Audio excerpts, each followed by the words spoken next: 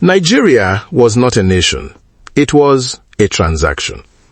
In 1914, British colonial administrators merged the northern and southern protectorates of Nigeria into a single territory, not because the people within it shared a culture, a language, a religion, or a history. They did not. They merged them because managing two administrative territories was more expensive than managing one. The Hausa-Fulani of the northern Muslim north, the Yoruba of the Christian and animist southwest, the Igbo of the Christian southeast. Educated, entrepreneurial, and fiercely independent. 3 civilizations, 1 passport, and a time bomb set to detonate the moment Britain left. On October 1st, 1960, Britain handed Nigeria its independence. There were celebrations in the streets of Lagos, flags and music, and the intoxicating feeling of a new beginning. The largest country in Africa by population was free. What Britain did not hand over, along with the flag and the constitution and the seat at the United Nations, was unity.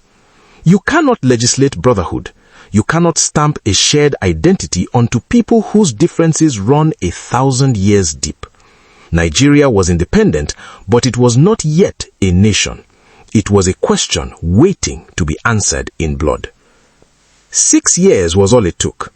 On January 15, 1966, Nigeria's first military coup. A group of predominantly Igbo officers stormed the government. The Prime Minister was killed.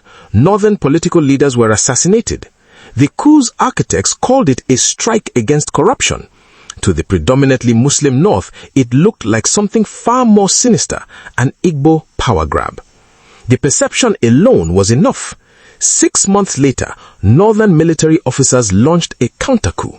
General Yakubu Gowon took power, and then the North took its revenge on the people it blamed for January.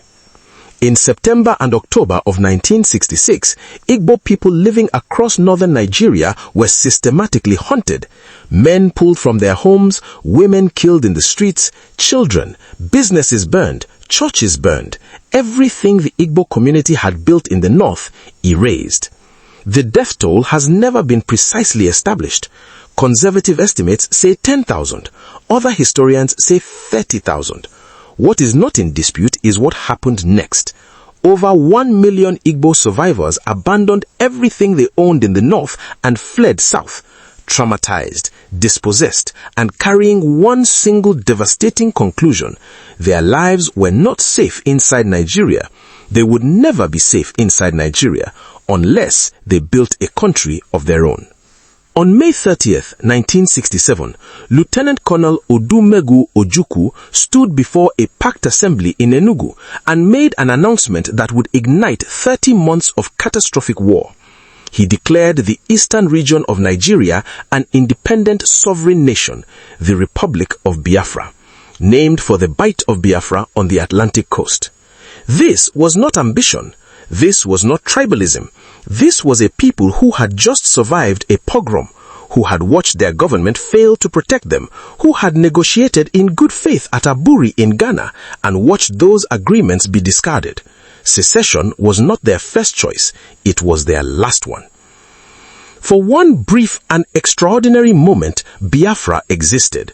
A flag with a rising sun, a government, a currency, an army. A people who believed with everything they had survived that they deserved the right to determine their own fate. The rising sun on the Biafran flag was not chosen by accident. It represented the dawn of a new beginning for the Igbo people. What nobody standing in that square in Enugu on May 30th, 1967 could know was how quickly and how completely that sun was about to be extinguished. General Gowon's response was immediate and unambiguous. Nigeria's territorial integrity was not negotiable.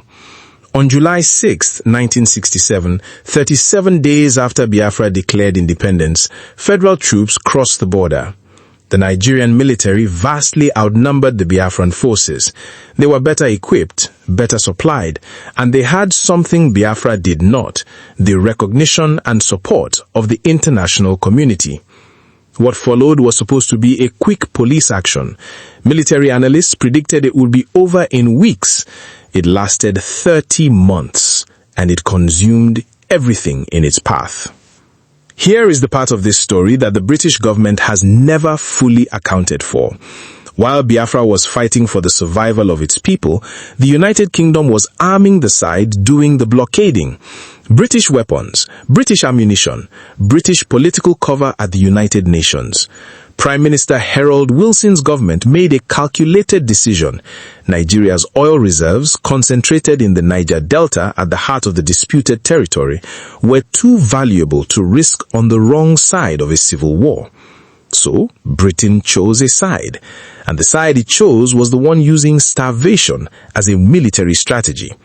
That decision has never been the subject of a British public inquiry. It probably never will be. The strategy that broke Biafra was not purely military. It was the blockade.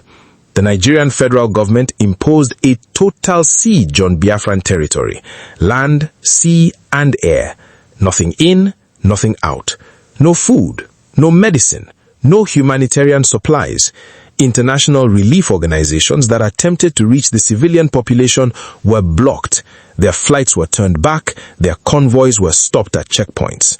The Red Cross, Doctors Without Borders before it existed by name, every organization that tried to penetrate the blockade was denied. Inside that shrinking circle of territory, 12 million people, the vast majority of them civilians, began to starve. The blockade was not a side effect of war, it was the point of the war.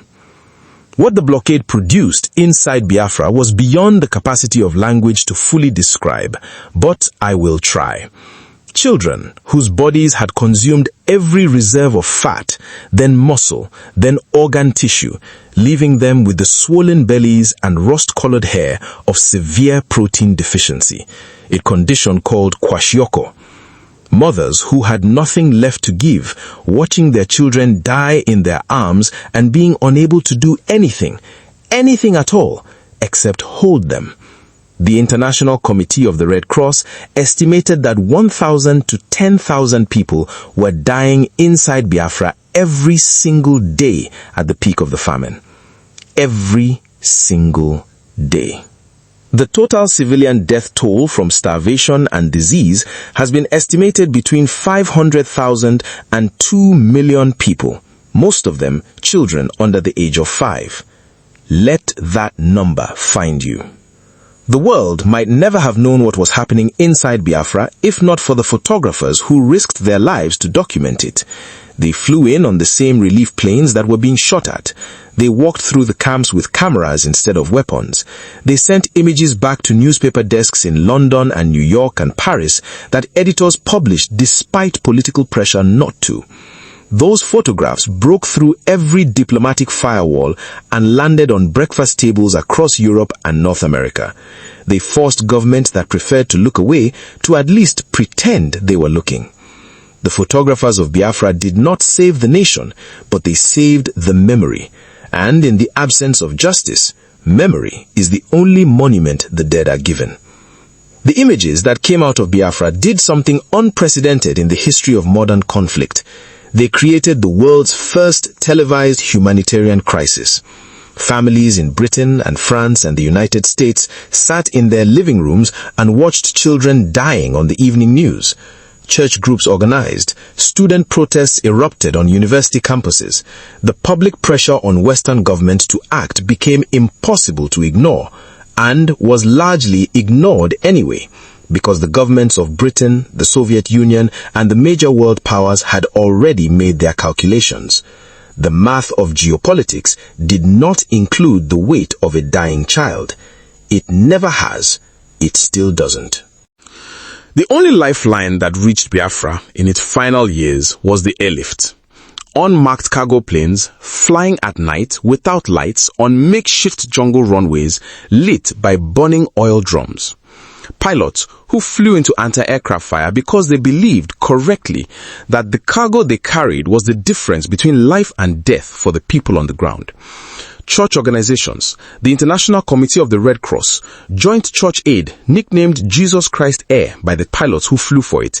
These were not military operations. They were acts of conscience performed at enormous personal risk by people who looked at what was happening in Biafra and decided they could not look away.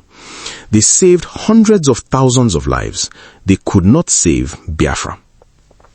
By late 1969, the Republic of Biafra had been reduced to a fraction of its original territory. Federal troops were closing in from every direction. The relief airlifts were becoming too dangerous to sustain. On January 11th, 1970, Ojukwu, the man who had declared Biafra into existence, fled to Ivory Coast and handed command to General Philip Effiong. 4 days later, on January 15th, 1970, exactly 3 years to the day after the coup that started everything, General Effiong sat down at a table and signed the surrender. The Republic of Biafra, which had existed for 2 years, 7 months, and 16 days, ceased to exist. The rising sun on its flag was taken down for the last time, and 30 months of starvation, bombardment, and loss came to an end in a room that smelled of concrete and defeat. General Gowon's reconciliation speech promised no victors and no vanquished. He promised reconstruction, rehabilitation, a new Nigeria that would heal its wounds and move forward together. What the Igbo people actually received was £20. Every Igbo Nigerian, regardless of how much money they had held in their bank accounts before the war, regardless of what they had owned, built, or saved over a lifetime, was given a flat sum of 20 Nigerian pounds. Their savings arranged, their properties occupied, their professional positions taken, £20 and a government instruction to move on. The economic marginalization that followed the war was not accidental. It was policy, and it lasted for decades. The oil that Britain went to war to protect, the oil that made Nigeria's territorial integrity suddenly non-negotiable to every major world power, is still flowing from the Niger Delta. The communities that sit above those reserves remain among the most economically deprived in Nigeria. The land has been poisoned by decades of extraction. The fishing waters that communities survived on for centuries are black with contamination.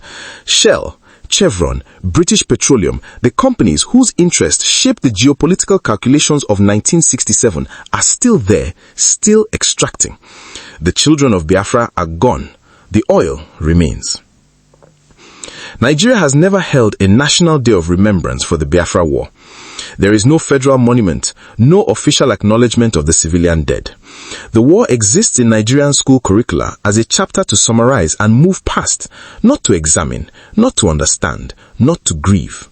The silence is not accidental. The silence is a political choice, and the Igbo community, which has passed the memory of what happened from parent to child for over 50 years, has never forgotten that the silence was chosen.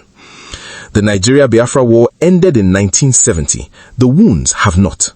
Somewhere in the soil of the Niger Delta, beneath the oil pipelines and the contaminated water and the silence of official Nigeria, the rising sun of Biafra is still there, not as a political flag, not as a call to arms, but as the memory of a people who were pushed to the edge of extinction, who built a nation with their bare hands, who fed their children leaves when there was nothing else, and who survived. They survived, and they have not forgotten. The sun that rose over Biafra on May 30th, 1967 was never fully put out.